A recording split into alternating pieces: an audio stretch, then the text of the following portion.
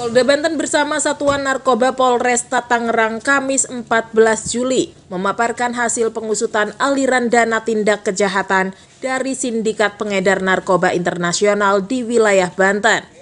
Sebelumnya polisi telah berhasil menangkap 7 tersangka mulai dari pengguna, pengedar hingga bandar narkoba yang ditangkap di ruas tol Cikampek dengan barang bukti 43 kg sabu dan ratusan butir pil ekstasi.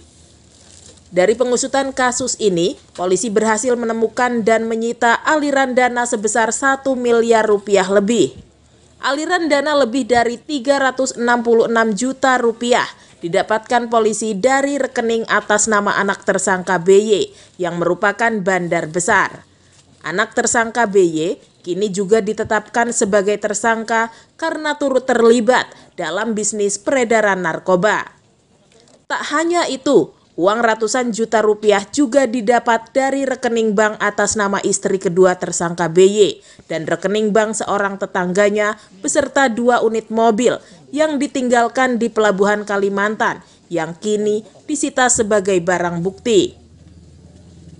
Kabid Humas Polda Banten Kombes Pol Sinto Silitonga menjelaskan, upaya penyidikan terhadap aliran dana kejahatan narkoba dilakukan sebagai komitmen Kapolda Banten dalam memberantas peredaran narkoba.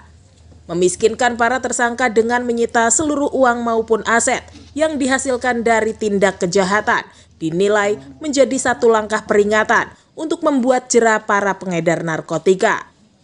Jumlah barang bukti uang yang ada di depan kita adalah sebesar 1.081.806.700 rupiah.